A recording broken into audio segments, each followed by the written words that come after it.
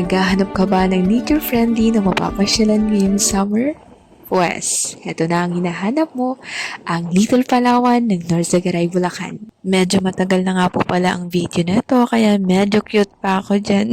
Char! Actually, 2 years ago na po ito. Kami po ay from Muntalban, so from Muntalban to Bulacan, binyahe lamang po namin ito ng 2 hours. Sa mga nagtatanong po bakit ang bilis ng biyahe namin, kasi may shortest way po from Muntalban to Bulacan. Ang payo ko lang po sa pupunta sa Little Palawan ay magsuot po kayo ng proper attire para po sa trekking. Dahil sobrang layo po talaga ng inyong lalakarin mula doon. I think mga 20 to 30 minutes po ang lakaran. Yes, tama po ang narinig nyo, 20 to 30 minutes po ang lakaran. Pero pagdating nyo naman dun, tignan nyo yung view. Sobrang ganda.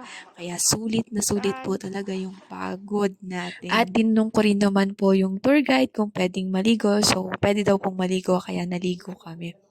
At talaga nga namang nung dumampi yung tubig sa balat ko, grabe. Ramdam mo talaga yung pagiging fresh ng tubig. At dito po sa part na to, huwag mong kalimutang magpa-picture ha.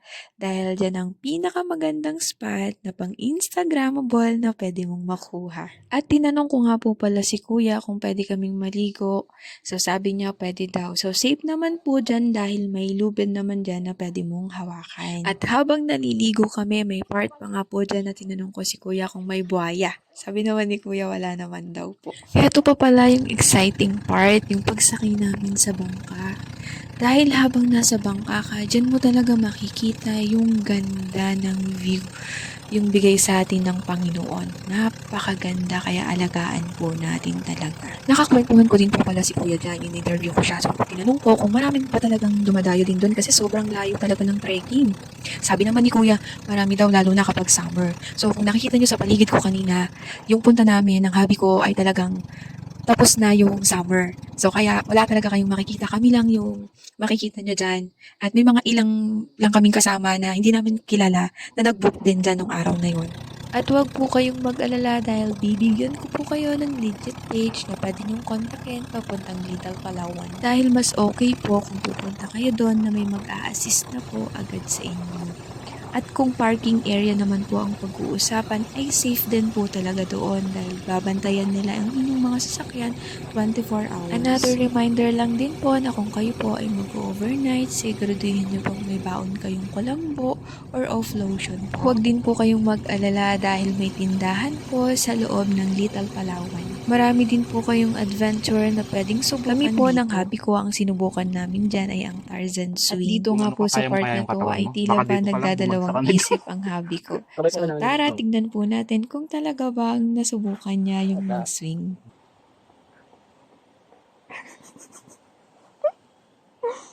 Guys, tatalon.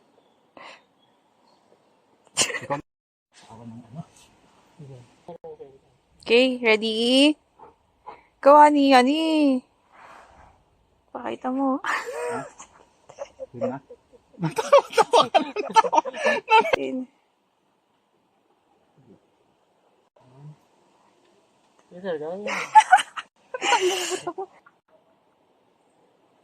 Parang yung ano, Actually, di po natuloy. Ginawang Tarzan na yun.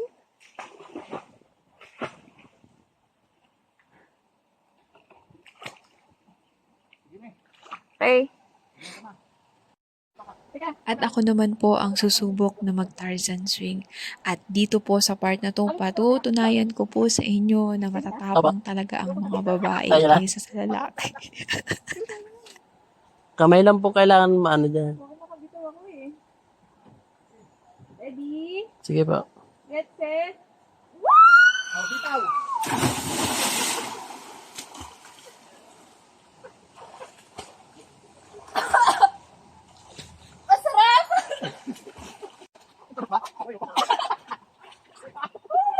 Sulit. Okay, galing. Ang inisip ko baka mabitawan.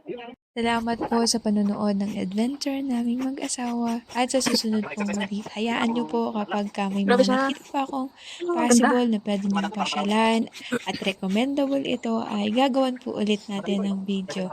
Thank you for watching, guys! Leaves will soon grow from the bareness of trees, and all will be alright in time. From waves overgrown come the clouds.